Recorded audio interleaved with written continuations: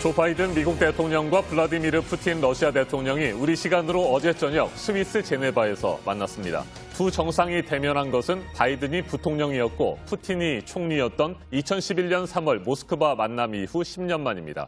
두 나라가 각각 상대국에 파견했던 자국 대사를 불러들이는 등 갈등이 최고조로 치닫고 있는 상황이어서 회담 시작 전부터 팽팽한 긴장감이 흘렀습니다. 하지만 3시간 30분가량 대화를 나눈 두 정상은 이번 회담이 긍정적이고 건설적이었다고 평가했습니다. 네, 이번 바이든 대통령 첫 해외 방문 일정 가운데 가장 관심이 집중됐던 것 가운데 하나가 이 두 정상 간의 만남이었는데요. 민감한 사안들에 대해서는 의견이 맞서기도 했습니다. 특파원 연결해서 이 미러 정상회담 자세한 소식 들어보도록 하겠습니다. 네, 임종주 특파원. 미국과 러시아가 각종 현안들을 놓고 충돌하는 상황이어서 전 세계의 관심이 스위스 제네바에 집중됐습니다. 회담을 마친 두 정상, 대체로 긍정적인 반응을 보였군요. 네, 그렇습니다. 바이든 대통령은 전체적으로 회담 분위기가 좋았고 긍정적이었다고 말했습니다. 푸틴 대통령은 여러 면에서 평가는 달랐지만 대화는 매우 건설적이었다고 표현했습니다. 두 정상의 기자회견 발언 직접 들어보시죠. I guess it was total of 4 hours. Was good, positive. There wasn't any strident action taken. На мой взгляд, все-таки с обеих сторон было продемонстрировано желание понять друг друга и искать пути к сближению позиций. Разговор был весьма конструктивный. 네, 당초 공동 성명을 채택하지 않을 것이라는 예상도 있었는데 발표가 됐어요. 네, 미러 양국 정상은 전략적 안정에 관한 공동 성명에 합의하고 이를 발표했습니다. 두 정상은 2026년까지 연장된 신전략무기 감축 협정 뉴 스타트를 언급하며 어느 쪽도 핵전쟁은 승리할 수 없고 싸워서도 안 된다는 원칙을 재확인했습니다. 이어 가까운 미래의 전략적 안정을 위한 양자 대화에 착수하기로 했습니다. 두 나라가 지난 3월과 4월 각각 불러들인 자국 대사도 조만간 모스크바와 워싱턴으로 돌려보내기로 했죠. 네, 바이든 대통령과 푸틴 대통령은 지난 봄에 소환한 대사들을 조만간 원래대로 돌려보내기로 했습니다. 앞서 지난 3월 바이든 대통령이 방송 인터뷰에서 러시아 야권운동가 나발리 독살 기도와 관련해 푸틴 대통령을 살인자로 칭하자 러시아 당국은 아나톨리 안토노프 미국 주재 대사를 소환했습니다. 미국도 4월에 존 설리번 러시아 주재 대사를 불러들였습니다. 또 미국 대선 개입과 연방기관 해킹 사건 등을 이유로 미국이 러시아 외교관 10명을 추방하자 러시아도 맞추방으로 대응하는 등 양국은 그동안 외교 갈등을 첨예하게 빚어왔습니다. 자, 그런데 인권 문제나 러시아의 미국 대선 개입 그리고 해킹 사건 등을 놓고는 두 정상 여전히 뚜렷한 입장 차이를 드러내지 않았습니까? 네, 그렇습니다. 바이든 대통령은 야권운동가 나발리 사건을 정면으로 언급하며 그가 감옥에서 죽게 될 경우 그 결과는 엄청날 것이라는 점을 푸틴 대통령에게 분명히 했다고 말했습니다. 또 미국 대선 개입과 연방기관 해킹 사건과 관련해선 러시아의 책임론도 거듭 주장했습니다. 바이든 대통령의 말입니다. I made it clear that we will not tolerate attempts to violate our democratic sovereignty or destabilize our democratic elections, and we would respond. 이에 대해 푸틴 대통령은 나발리는 오히려 법을 어긴 사람이라고 반박하고 미국도 인종시위와 의사당 폭동 등의 문제를 안고 있다고 비판했습니다.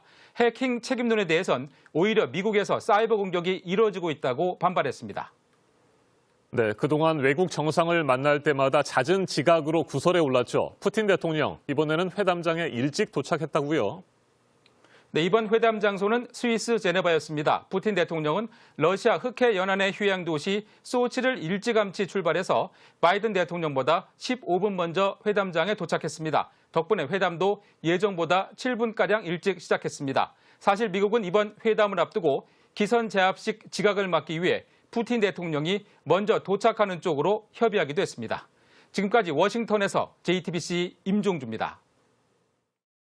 정부의 코로나19 방역 조치와 영업시간 제한 등으로 소상공인과 자영업자들은 1년 넘게 큰 피해를 입고 있습니다. 이 때문에 이들의 손실을 정부가 보상해줄 필요성이 제기됐고 국회에서는 손실보상법이 논의됐습니다. 손실보상의 소급 적용을 소상공인 지원법 개정안에 명문화할지가 최대 쟁점이었는데 어제 국회 소위를 통과한 법안에는 소급 적용 조항이 빠졌습니다. 국민의힘 의원들은 강하게 반발했고 표결 처리에도 참여하지 않았습니다. 성화성 기자가 보도합니다. 소상공인과 자영업자들은 손실보상법과 관련해 소급 적용을 요구했습니다. 법 시행 전 피해에 대해서도 보상해야 한다는 겁니다. 지금이라도 속히 손실보상법 제정을 처리하고 지원 방식이 아닌 피해 보상으로 해 주시길 간곡히 부탁드립니다. 손실보상법이 어제 국회 소위를 통과했습니다. 쟁점이 됐던 소급 적용 조항은 빠졌습니다. 법 시행은 공포 후 3개월 후부터입니다. 다만 보상은 공포 이후 발생한 손실부터 적용합니다. 또 과거에 발생한 손실에 대해 피해 지원을 할 수 있도록 했습니다. 부칙에서 법이 공포된 날 이전 코로나19 관련 조치로 발생한 심각한 피해에 대해서는 종합적으로 고려해 충분한 지원을 한다고 명시했습니다. 하지만 야당은 부칙이 아닌 법안 자체에 소급 조항을 넣어야 한다고 주장했습니다. 과거 집합금지 등 행정명령을 내린 기관에 대해서도 소급 보상을 해야 한다는 겁니다. 하지만 여당은 손실 추계가 오래 걸리기 때문에 신속한 피해 지원을 하면서 사실상 소급 효과를 내야 한다고 맞섰습니다. 결국 국민의힘 의원들은 기권했고 법안은 통과했습니다. 여당은 앞으로 법사위 심사 등을 거쳐 이달 국회 본회의에서 법안을 통과시키겠다는 방침입니다. 하지만 야당과 소상공인들의 반발이 커 쉽지 않을 수 있습니다. JTBC 성화선입니다. 다음 달부터 시작되는 3분기에 신용카드를 많이 쓰면 그중 일부를 현금으로 돌려주는 이른바 신용카드 캐시백이 추진됩니다. 더불어민주당 송영길 대표가 어제 국회 연설에서 소상공인 추가 지원 등과 함께 2차 추가 경정 예산안 핵심 카드로 제시한 현금 지원입니다. 결국 소비를 늘려서 침체된 경기를 살려보겠다는 취지인데 대선 민심을 잡기 위한 다목적 카드로 분석됩니다. 송 대표는 문재인 대통령에게 청년 세대에 대한 건의도 했습니다. 청년 특임 장관 자리를 만들어달라고 했습니다. 이희정 기자입니다. 취임 후 처음으로 국회 교섭단체 대표 연설에 나선 민주당 송영길 대표. 코로나19 대책의 하나로 2차 추경을 하겠다고 밝혔습니다. 그리고 그 씀씀이 중 하나로 신용카드 캐시백을 추진하겠다고 말했습니다.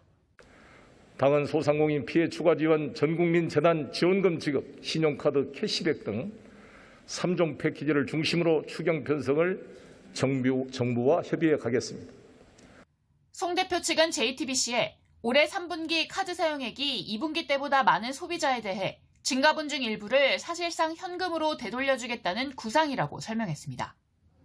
카드 포인트나 지역 화폐로 환급해주는 방안이 검토 중이란 건데 사실상 현금처럼 쓰게 해주겠다는 겁니다. 또 송 대표와 민주당은 전 국민을 대상으로 코로나 재난지원금을 주겠다며 여름휴가 전이나 늦어도 추석 전 지급을 위해 정부와 협의하겠다는 입장입니다. 송 대표는 연설에서 2030 세대를 향한 구상도 여러 가지 밝혔습니다. 그중 하나가 청년 특임 장관 신설 건입니다. 청년들의 주거 일자리 교육 등에 대한 종합적 지원은 물론 청년들이 정부와 소통할 수 있는 창구가 되어야 할 것입니다. 국민의힘이 36살 이준석 대표를 선출하면서 2030 세대의 주목을 받고 있는 걸 의식한 걸로 보입니다. 그러면서 송 대표는 4.7 재보선 참패의 원인으로 꼽힌 내로남불도 되풀이하지 않겠다고 했는데 이 과정에서 조국 전 법무장관의 이름도 거론했습니다. 장관 인사청문회를 국민의 눈높이로 정리하고 조국의 시간을 국민의 시간으로 전환시켰습니다. 하지만 국민의힘 등 야당은 송 대표의 연설에 대해 강론 제시 없는 뜬구름 잡는 연설이라거나 지원금 정치를 중단하라는 비판을 내놨습니다. JTBC 이희정입니다. 정부의 재정 건전성이 갈수록 악화되는 상황에서 신용카드 캐시백 정책은 분명한 한계가 있고 대선을 앞둔 현금 살포라는 비판도 나옵니다. 하지만 일단 소비자들은 물론이고 기획재정부도 긍정적입니다. 구체적인 방법까지 거론됐습니다. 카드 사용자 누구에게나 혜택받을 기회를 주되 한도를 30만 원에서 40만 원 정도로 정하자는 겁니다. 이지은 기자가 보도합니다. 신용카드 캐시백에 대한 소비자 반응은 일단 긍정적입니다. 100 정도는 더 쓸 수 있을 것 같아요. 그러면 10만 원 정도 캐시백 오는 거니까 그렇게 되면 아마 카드를 써서 하지 않을까라는 생각이 듭니다. 캐시백을 받게 된다면 그 돈으로 좀 여윳돈이 생겼다고 생각해서 많이 쓸 것 같아요. 송영길 대표의 제안은 원래 기획재정부에서 먼저 낸 아이디어인 것으로 알려졌습니다. 이 때문에 기재부는 소비를 살리는 데 도움이 될 것이라며 긍정적인 입장을 밝히고 있습니다. 당정은 신용카드 사용액의 10%를 돌려주는 방안을 검토하고 있습니다. 연말정산 소득공제를 늘리는 게 아니라 3분기에 현금성 포인트로 바로 돌려주자는 구상입니다. 다만 캐시백의 상한선을 둘 것으로 보입니다. 30만 원에서 40만 원 선으로 제한할 것으로 예상됩니다. 재원이 한정된 데다 신용카드를 많이 쓰는 고소득층에 혜택이 집중되면 안 된다는 취지입니다. 예를 들어 3분기에 TV 등 가전제품을 구입해 지난 분기보다 500만 원을 더 썼을 경우 10%인 50만 원이 아닌 30만 원 또는 40만 원만 돌려준다는 것입니다. 문제는 재원의 배분입니다. 올해 국세 수입이 지난해 동기 대비 32조 7천억이 증가했습니다. 국채 발행 없이도 추경을 편성할 여력이 생겼습니다. 여당은 이 돈으로 3종 패키지를 추진할 수 있다고 봅니다. 반면 기재부는 캐시백을 추진하면서 전국민 재난지원금까지 줄 수는 없다는 입장입니다. 전국민이 아닌 소득 하위 70% 정도만 선별 지원하고 나랏빚도 일부 갚겠다는 것입니다. 캐시백에 대해선 공감했지만 재난지원금을 놓고선 정부와 여당이 쉽게 입장을 좁히기 어려울 것으로 보입니다. JTBC 이지은입니다.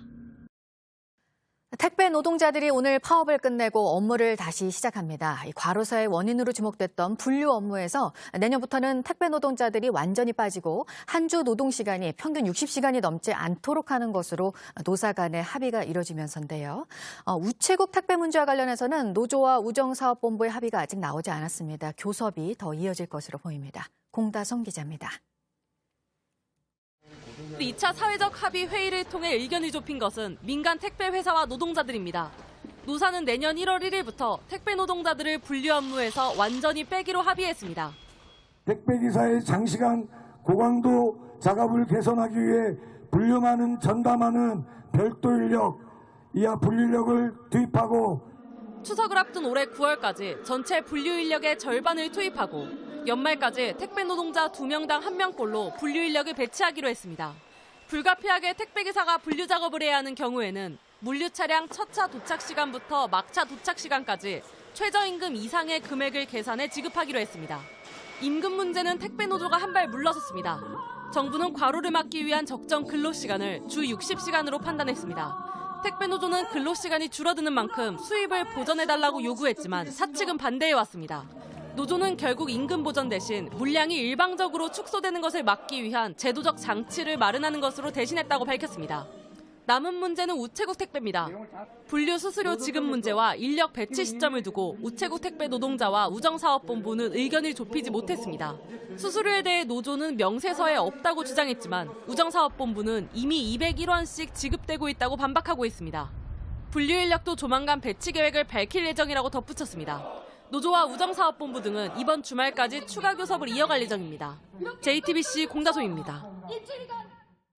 금리와 관련해서 미국 중앙은행 연준의 기존 입장은 2023년까지는 제로금리 수준을 유지하겠다는 것이었는데요. 이번에 금리를 동결하면서 금리가 오르는 시기가 더 앞당겨질 것이라는 전망을 내놨습니다. 2023년에 2번 금리 인상이 있을 거라는 건데요. 이 소식에 뉴욕 증시가 하락 마감됐습니다. 박지훈 기자입니다. 미국 중앙은행인 연방준비제도가 현행 0에서 0.25%인 기준 금리를 유지하기로 했습니다. 올해 물가 상승률 전망치는 3.4%로 지난 3월 예상치 2.4%보다 대폭 상향 조정됐습니다. 올해 국내 총생산 전망치도 기존 6.5%에서 7%로 올라갔습니다. 연준은 백신 접종이 진행되면서 미국 내 코로나19 확산이 감소했고 경제활동과 고용 지표가 강화됐다고 설명했습니다. 초미의 관심사였던 금리 인상 시기는 2023년 두 차례 이뤄질 것으로 예상됐습니다. 애초보다 1년 정도 앞당겨진 겁니다. 연방공개시장위원회 위원 18명 중 13명이 2023년 말까지 금리가 인상될 것이라고 예상했는데 동결을 예상한 5명을 크게 웃돌았습니다. 예상보다 일찍 금리를 인상할 가능성이 커지자 뉴욕 증시는 일제히 하락했습니다. The market was down a bit today. In many ways, this Fed statement was exactly what the professionals, investors, and traders were looking for. 다우 지수는 전날보다 265포인트 하락한 34,033.67에 장을 마쳤고 S&P 500 지수와 나스닥 지수도 모두 하락했습니다. JTBC 박지윤입니다. 아스트라제네카 백신의 부작용으로 알려진 혈전증 판정을 받았던 30대 남성이 어제 숨졌습니다. 백신을 맞고 심한 두통과 구토 등의 증상이 있었습니다. 백신 부작용에 의한 사실상 국내 첫 사망 사례가 될 것으로 보입니다. 이재승 기자입니다. 아스트라제네카 백신을 맞고 희귀 혈전증 진단을 받은 30대 남성이 어제 오후 숨졌습니다. 사망 원인은 혈소판 감소성 혈전증으로 인한 뇌출혈. 숨진 남성은 지난달 27일 아스트라제네카 잔여 백신을 맞았습니다. 9일 만인 지난 5일 심한 두통과 구토 증상이 나타나 의료기관을 찾았지만 증상이 악화됐고 지난 15일 상급병원에서 혈소판 감소성 희귀 혈전증 판정을 받았습니다. 기저질환은 없는 것으로 확인됐습니다. 혈소판 감소성 혈전증 TTS는 아스트라제네카와 얀센 등 바이러스 전달체 백신에서 드물게 발생하는 부작용으로 주로 뇌정동맥과 내장정맥에서 혈전이 발생하고 이때 생긴 혈전이 하지정맥으로 침범할 수도 있습니다. 일반 혈전증은 혈액 흐름이 정체돼 생기지만 혈소판 감소성 혈전증은 백신과 연관된 자가 면역 질환으로 추정됩니다. 국내에서 희귀 혈전증 환자가 나온 건 이번이 두 번째입니다. 2명 모두 30대에서 발생했습니다. 이 때문에 바이러스 전달체 백신의 경우 접종 대상 나이를 50세 이상으로 높여야 한다는 지적이 나옵니다. 코로나19 예방접종 대응 추진단은 백신 접종 시 이익과 부작용을 고려하고 있다며 보완이 필요한 부분을 개선할 계획이라고 밝혔습니다. 한편 백신 접종에는 속도가 붙고 있지만 확진자 수가 급격하게 줄진 못하고 있습니다. 어젯밤 9시까지 새롭게 코로나19 확진 판정을 받은 사람은 513명입니다.